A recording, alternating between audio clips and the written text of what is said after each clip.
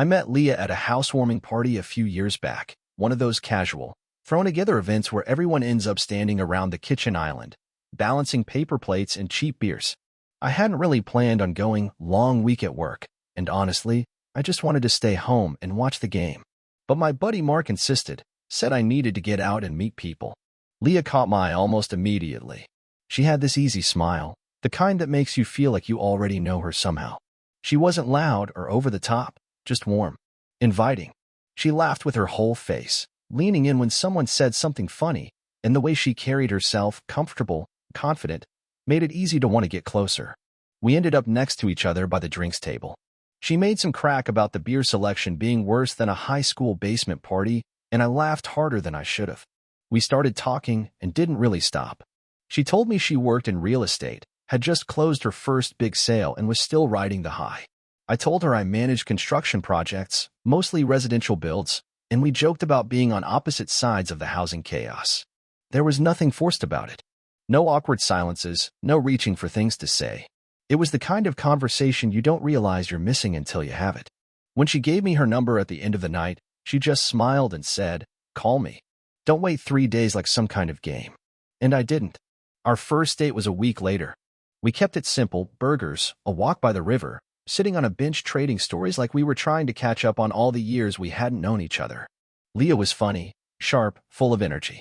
She had this way of making even small things feel important, like she was fully there in the moment with you. It was easy. Easier than anything had been in a long time. It didn't take long before we were seeing each other almost every day.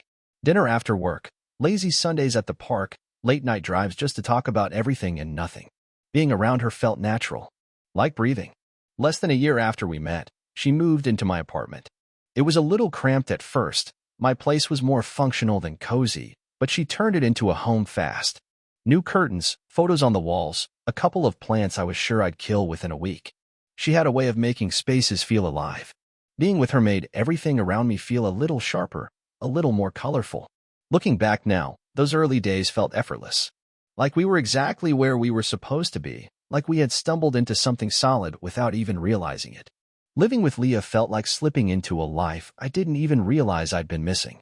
She had a way of making the everyday things feel better. Grocery runs turned into mini adventures, lazy Saturdays became cozy rituals, even arguing over what to watch at night felt more like flirting than fighting. Everything was easier with her around, like she filled up all the quiet corners I hadn't known were empty. A few months after she moved in, we decided to look for a house. It wasn't a big dramatic decision, more of a casual conversation over breakfast that turned into scrolling real estate listings together on the couch. Leah was practical about it, more than me, if I'm being honest. She made spreadsheets, ranked neighborhoods, talked about future value. I was more focused on finding something that felt like home. After a few open houses and a couple of bidding wars, we finally found it.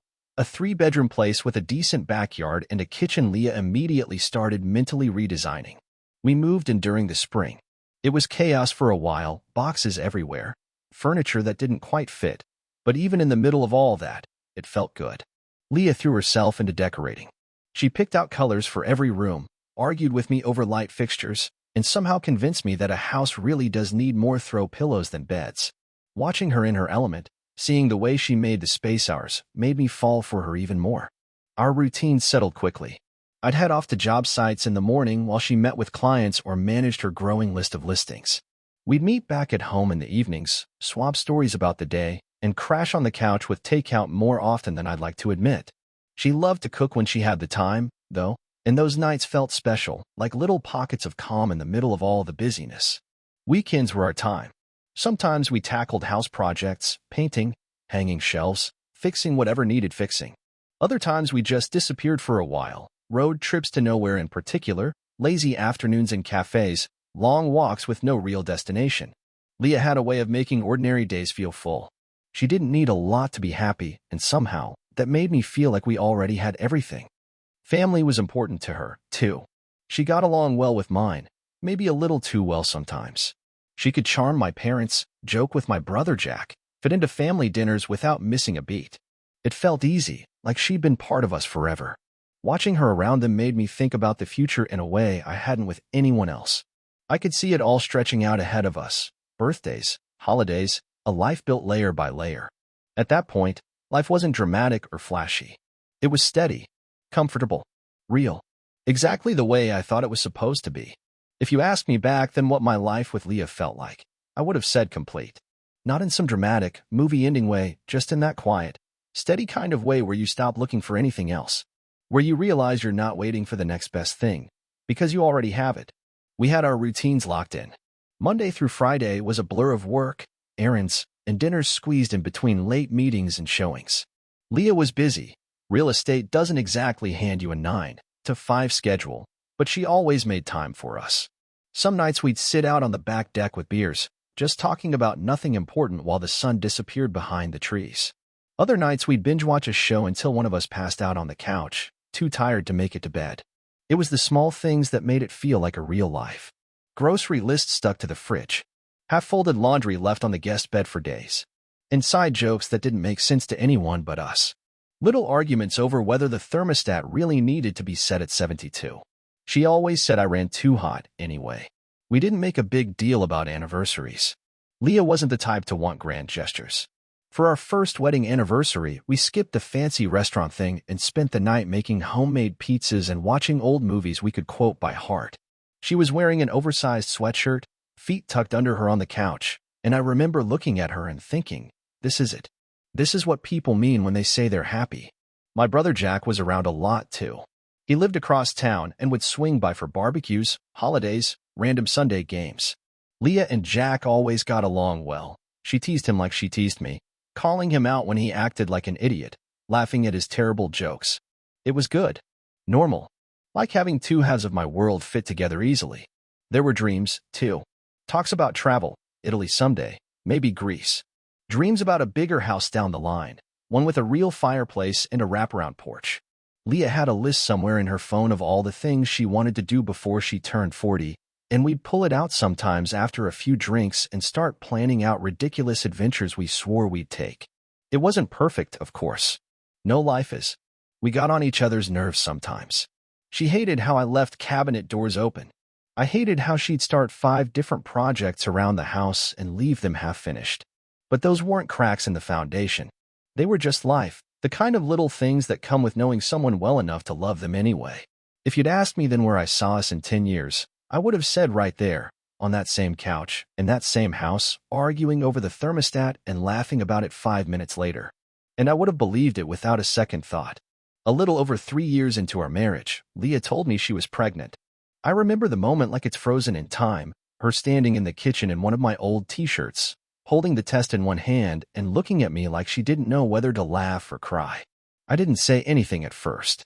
I just walked over and wrapped my arms around her, because honestly, words didn't seem big enough. We hadn't been trying exactly, but we hadn't been preventing it either. We talked about kids in that vague, someday kind of way. I guess someday had arrived. Those next few months were a blur of planning and prepping. Leah threw herself into it with her usual energy, reading every book, comparing cribs, making detailed spreadsheets of what we'd need and when. I painted the nursery myself, after way too many arguments about paint swatches. She finally settled on a soft sage green that made the whole room glow in the afternoon light. When our daughter, Emily, was born, everything shifted in a way I hadn't fully understood before. People always say becoming a parent changes you, but they don't tell you how quiet the change is at first. It wasn't a thunderclap. It was a slow, swelling realization that nothing else mattered quite as much as this tiny, perfect person we had somehow created. Leah was a natural with Emily. She moved around the house with her tucked into one arm like she'd been born doing it. She had a calmness I hadn't seen before, a kind of gentle authority that made Emily feel safe from day one. Watching them together, seeing Leah kiss the top of her head and hum softly when she rocked her to sleep, made me fall for her all over again in a way I didn't think was possible. Our lives adjusted to the new normal. Sleep-deprived nights, messy mornings, bottles lined up on the counter.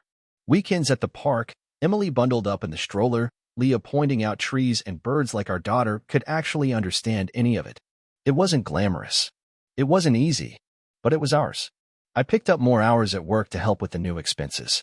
Leah cut back on her clients for a while, focusing on Emily during the day and picking up freelance jobs when she could. We made it work. We were a team.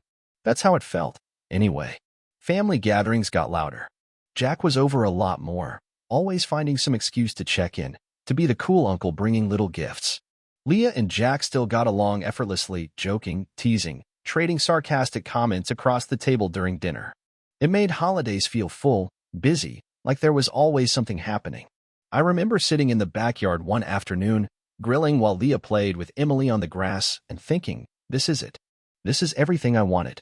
A wife who made our house a home. A daughter who made everything brighter. A life that, at least from where I stood, felt pretty close to perfect. I didn't know it then, but the cracks were already forming under the surface. Life kept moving. Emily started daycare a few days a week, Leah picked up more clients, and I threw myself deeper into work.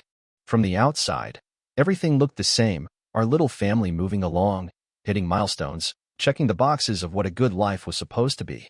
But if I'm being honest, there were moments when it all felt off. It wasn't anything big at first, just small, barely noticeable shifts. Leah was distracted more often, shorter with her words. Some nights she'd stay downstairs after Emily, and I went to bed, saying she had work to catch up on. I told myself it made sense, juggling clients, motherhood, and a house wasn't easy. But still, something about the way she answered questions, the way she smiled without fully reaching her eyes, left me feeling like I was standing on the outside of something I used to be part of. Jack started coming around even more. Not that it was strange, he'd always been close to us, but the timing started to catch my attention. Leah would mention inviting him over before I even brought it up.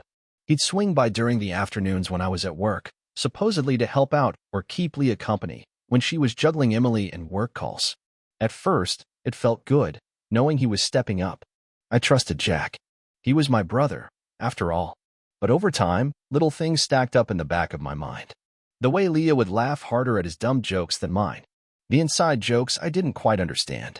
The lingering looks between them when they thought I wasn't paying attention. Maybe it was nothing. Maybe it was everything. I didn't know which scared me more.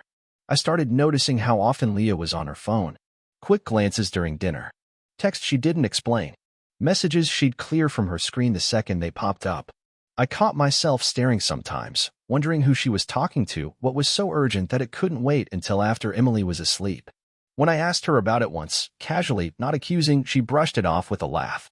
Just work stuff. You know how it is. And I wanted to believe her. God, I wanted to believe her. But the knot in my stomach didn't go away.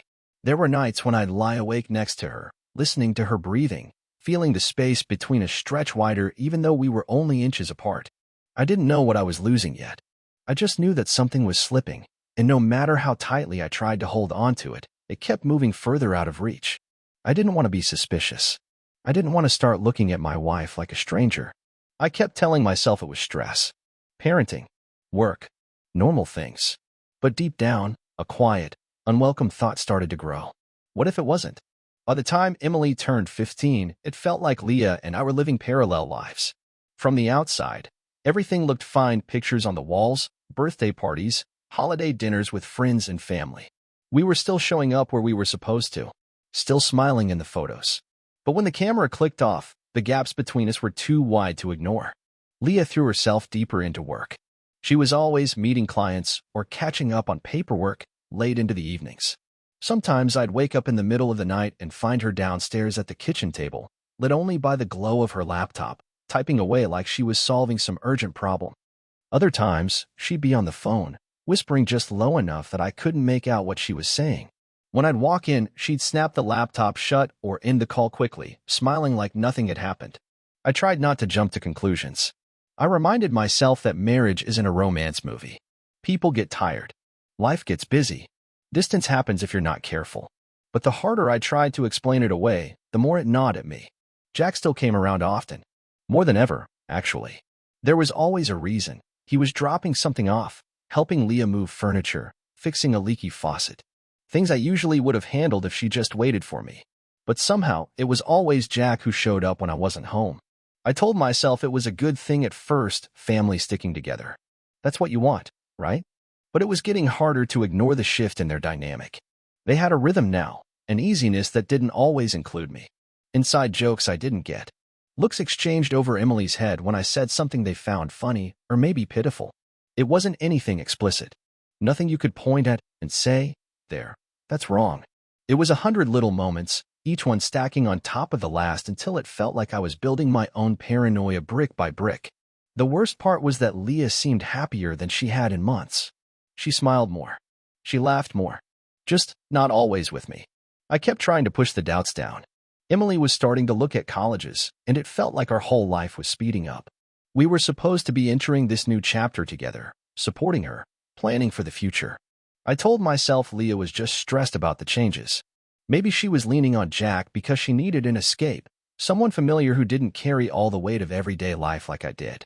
Still, there were moments, like when I walked into a room and felt the energy snap tight, or when I reached for her hand and she flinched just slightly, when it felt like I was the last one clinging to an image that had already shattered.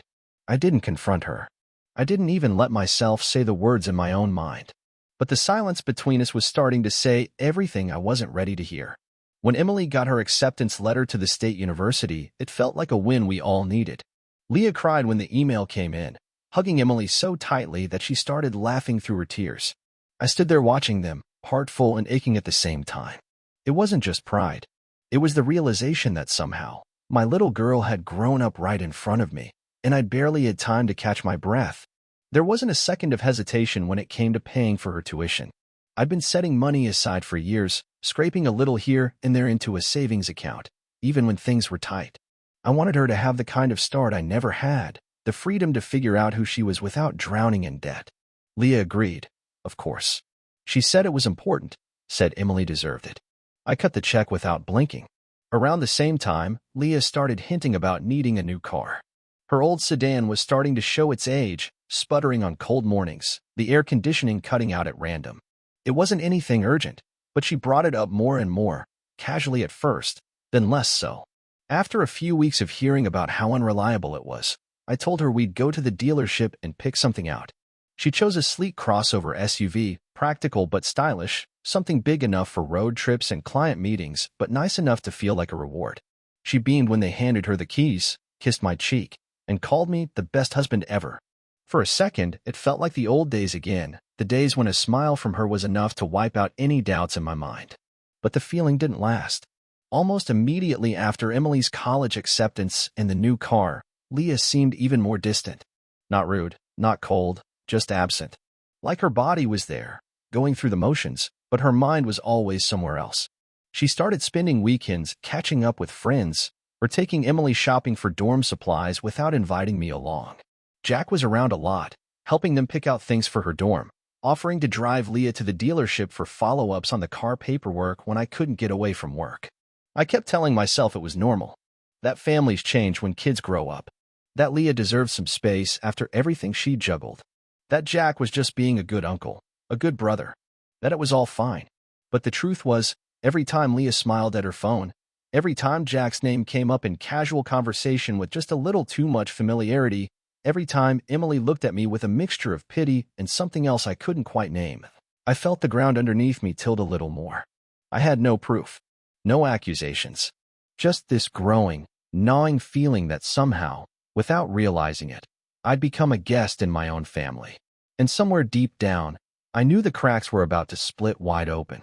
I came home early one evening, expecting to catch up on some emails and maybe squeeze in a workout before dinner. I was tired, exhausted, really, but I kept pushing through. Work had been overwhelming, but the thought of Emily heading off to college, Leah in her new car, made everything feel worth it. When I walked in through the front door, something felt off. The house was quieter than usual. The TV was on in the living room, but the sound was muted, and there was no sign of Leah or Emily. I called out, but no one responded. I felt the knot in my stomach tighten, that strange sense of anticipation I couldn't explain. Then, I heard footsteps from upstairs. Leah came down first, but she wasn't alone. My daughter, Emily, followed her, walking a few steps behind her mother, looking almost distant. Their eyes didn't meet mine. They both stopped in the hallway, and for a moment, no one said anything. The air between us felt thick, like it was about to snap. Leah crossed her arms and cleared her throat. There was a kind of finality in her posture, a look in her eyes that made my chest tighten. "Jim," she started, her voice cold but steady. "We need to talk." Her words felt rehearsed, like she had already said them a dozen times in her head. I didn't answer. I just stood there, waiting for the storm I'd been feeling to finally hit. Emily finally spoke, her voice almost too calm. Dad, you're a good guy.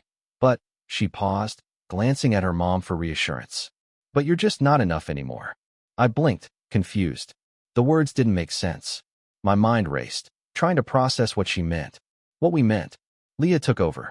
I've been unhappy for a while, Jim. I didn't know how to tell you, but it's been building. And I've made some choices. I couldn't breathe. The words felt like they were echoing in my head, drowning out everything else. Choices? I asked, voice barely above a whisper. Leah looked away, not meeting my gaze. I've been seeing someone. Someone who understands me. Someone who makes me feel alive again. She let that sink in before she added, it's Jack. My brother. My own brother. The words hit harder than any punch could. My chest tightened, and I felt like the floor dropped out from under me. I wanted to say something, anything, but nothing came. My mind was spinning, my thoughts colliding in a mess of disbelief and betrayal. Jack, I repeated, my voice cracking. You've been seeing Jack? My brother. Leah nodded, finally meeting my eyes with a look that was completely devoid of apology. Yes, and I'm moving in with him. Emily and I are leaving tonight. We've already packed. Emily nodded beside her, the coldness in her eyes matching her mother's. We're doing what's best for us, Dad. You're a nice guy, but you're not the one who makes Mom happy. Jack does. It felt like I was suffocating, like the world around me was collapsing, and all I could do was stand there, paralyzed by the truth of it. I wanted to scream. I wanted to throw something. But instead, I just stood frozen, watching as my wife and daughter turned and walked toward the door. Leah turned back just as she reached the entryway, her hand on the doorknob. You're not a loser, Jim, she said quietly, almost like a last, half-hearted attempt to soften the blow. But you've been too comfortable for too long. It's time to move on. And just like that, they were gone. The door clicked shut behind them, and I stood there alone. The silence after they left didn't feel empty. It felt electric, charged with something sharp and dangerous. I stood there in the middle of the living room for a long time, staring at the door like if I just waited long enough, the whole thing would rewind. But it didn't. It stayed closed, and slowly, something in me hardened. I wasn't going to be the guy who begged. I wasn't going to be the fool left holding the pieces. If Leah and Jack thought they could rip my life apart and walk away with everything I built, they had no idea who they were dealing with. The first thing I did was log into Emily's college account. I had set up her tuition payments myself, linked directly to my bank account. It took less than 5 minutes to withdraw my authorization. I submitted the paperwork to have my financial support officially removed and filed for an exemption citing personal hardship. She'd have to reapply for aid or figure it out herself now. If she wanted to call Jack, better, let him pay her tuition. Next was the car. Technically, it was still in my name, registered, insured, and financed under my accounts. I called the dealership and the loan company, explained the situation, and scheduled a repossession. It felt cold, clinical, but it was necessary.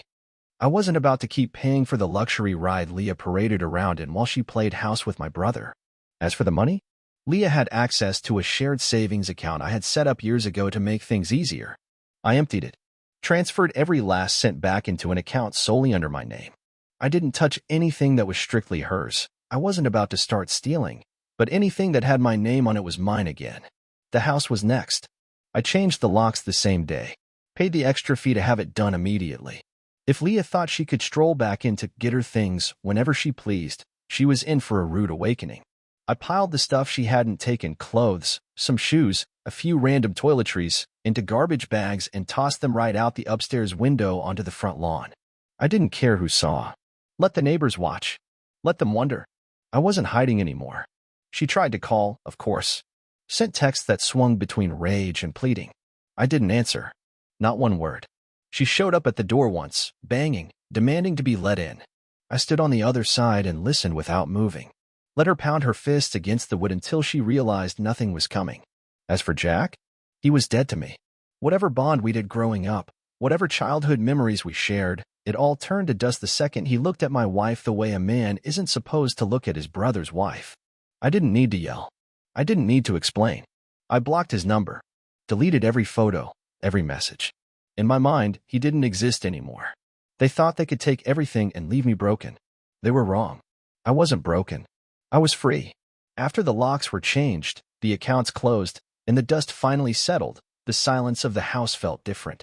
It wasn't heavy anymore. It was clean, pure. For the first time in a long time, I wasn't waiting for someone to walk through the door or wondering if I was about to get blindsided again. It was just me. And honestly, it felt good. At first, I didn't make any big changes. I kept my head down at work, poured my energy into rebuilding the parts of my life Leah and Jack had tried to tear apart.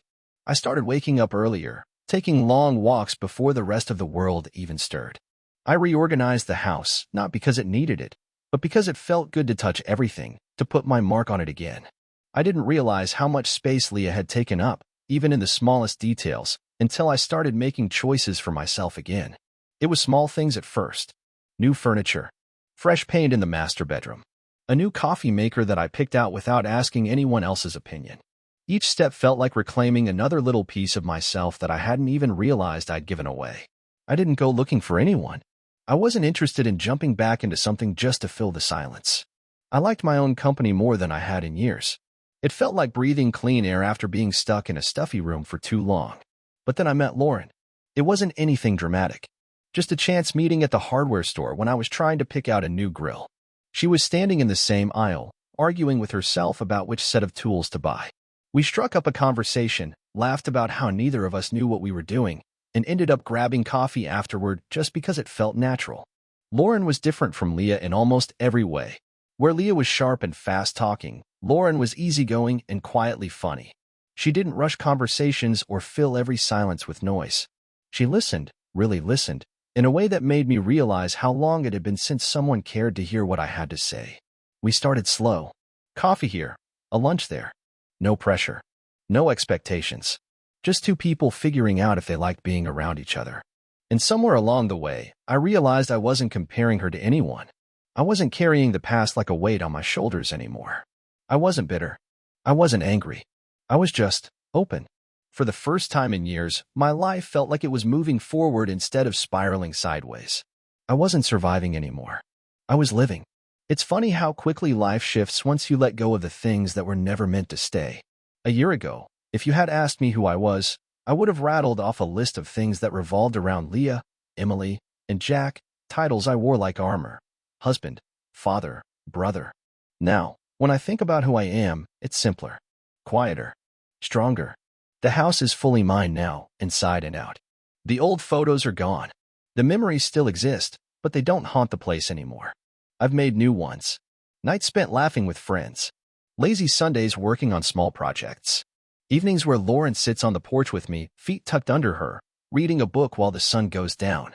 The spaces that used to echo with loss now feel filled with something real. Emily tried reaching out once or twice, short texts, awkward apologies that felt more about easing her guilt than anything else. I didn't answer. I couldn't.